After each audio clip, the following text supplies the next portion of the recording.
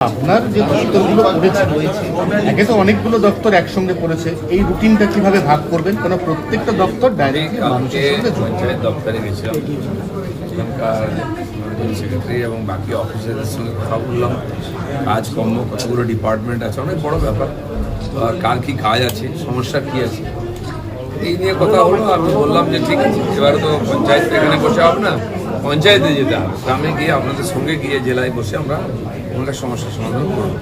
তো সেই কথা হয়েছে। তাহলে একটা প্রাইমারি ক্লাস আমার হয়েছে।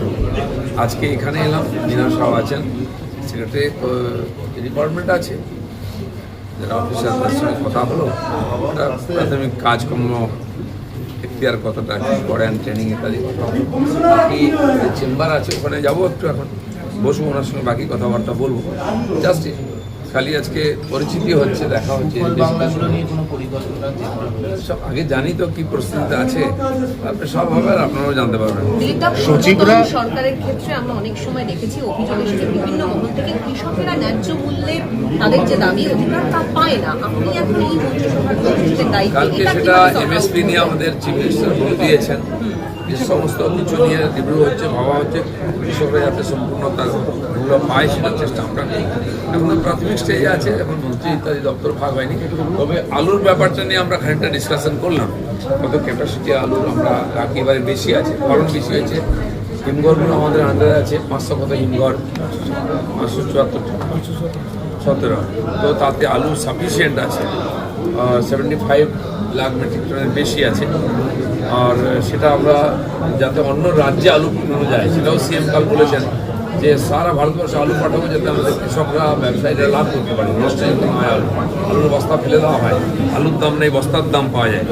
সেই পরিস্থিতিতে যাতে কৃষকদের তুলে নিয়ে আসা যায়, তারা 2 টাকা কিলো করে আলু বিক্রি করে, সেটা যাতে না হয়, প্রতিদিন বিক্রি করে, সুসাইড করে, তার পরিবর্তনের জন্য আমরা ভাববো, করে চিন্তা ভাবনা করে কোনো দাম বাঁধা হলে ডিস্ট্রেসের বা অভাবী বিক্রি আটকাতে কোনো দাম বাঁধা হলে এখনো কিছু আমি তো শুনিনি, শুনি কথা বলি, এনাদের যে এক্সপিরিয়েন্স আছে সেটার সঙ্গে কথা বলে জানাবো। দাদা, আমার প্রশ্ন ছিল যে সচিবরা আপনাদের ফাইলটা রেডি করে দেবেন, ব্রিফ করে দেবেন আপনাকে, সই সাবুতগুলো আপনাকে কি করতে হবে। এক্ষেত্রে আপনি কি এক সপ্তাহের যে 6টা দিন, আপনি কি দিন ভাগ করে করে এই 3টে দপ্তরে বসার কথা ভাবছেন?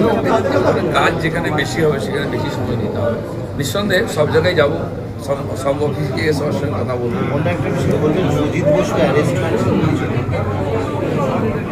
চলছে ইনকোয়ারি, দুর্নীতি ইত্যাদি বিভিন্ন কমপ্লেন আছে, কোর্ট দেখবে এইসব ব্যাপারটা।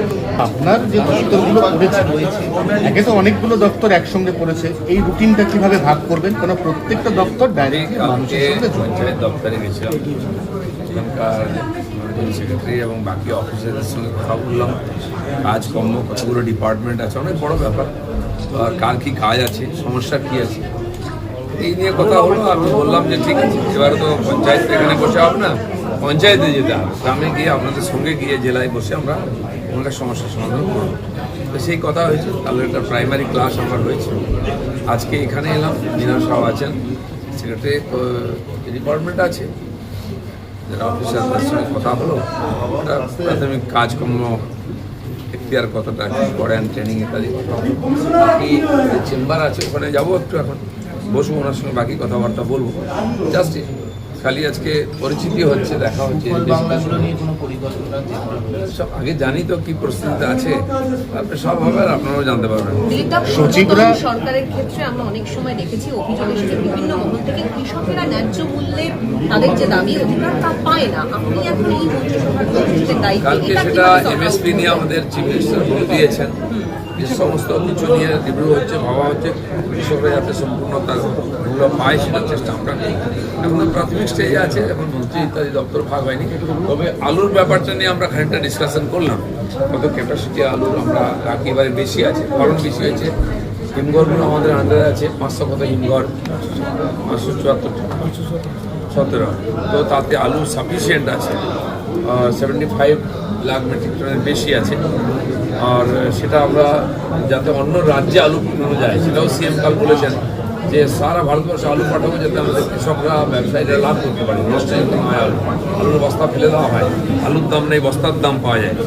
সেই পরিস্থিতিতে যাতে কৃষকদের তুলে নিয়ে আসা যায়, তারা 2 টাকা কিলো করে আলু বিক্রি করে, সেটা যাতে না হয়, প্রতিদিন বিক্রি করে, সুসাইড করে, তার পরিবর্তনের জন্য আমরা ভাববো করে চিন্তা ভাবনা করে দাদা, একটাই প্রশ্ন। আটকাতে কি কোনো দাম বাঁধা হচ্ছে ডিস্ট্রেস সেল বা অবাধ বিক্রি আটকাতে কোনো দাম বাঁধা হচ্ছে? এখনো কিছু আমি তো শুনিনি, এখন শুনি কথা বলি, এনাদের যে এক্সপিরিয়েন্স আছে সেটার সঙ্গে কথা বলে জানাবো। দাদা, আমার প্রশ্ন ছিল যে সচিবরা আপনাদের ফাইলটা রেডি করে দেবেন, ব্রিফ করে দেবেন আপনাকে, সই সাবুতগুলো আপনাকে কি করতে হবে। এক্ষেত্রে আপনি কি এক সপ্তাহের যে 6টা দিন, আপনি কি দিন ভাগ করে করে এই 3টে দপ্তরে বসার কথা ভাবছেন?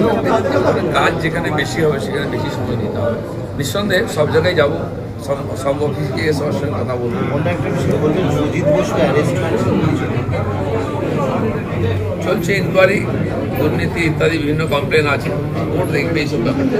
আপনার যে দপ্তরগুলো রয়েছে, একে তো অনেকগুলো দপ্তর একসঙ্গে পড়েছে, এই রুটিনটা কিভাবে ভাগ করবেন? কারণ প্রত্যেকটা দপ্তর আমি ডাইরেক্টলি কালকে মানুষের সঙ্গে যুক্ত। পঞ্চায়েত দপ্তরে গেছিলাম, সেখানকার সেক্রেটারি এবং বাকি অফিসারদের সঙ্গে কথা বললাম।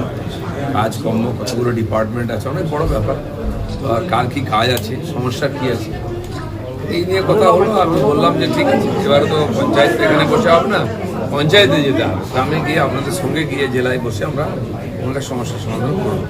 তো সেই কথা হয়েছে। তাহলে একটা প্রাইমারি ক্লাস আমার হয়েছে, আজকে এখানে এলাম, মিনা সাহেব আছেন, সেক্রেটারি ডিপার্টমেন্ট আছে, যারা অফিসারদের সঙ্গে কথা হলো, একটা প্রাথমিক কাজকর্ম এখতিয়ার কতটা কী করেন, ট্রেনিং ইত্যাদি কথা হলো। বাকি চেম্বার আছে, ওখানে যাবো একটু, এখন বসবো, ওনার সঙ্গে বাকি কথাবার্তা বলবো।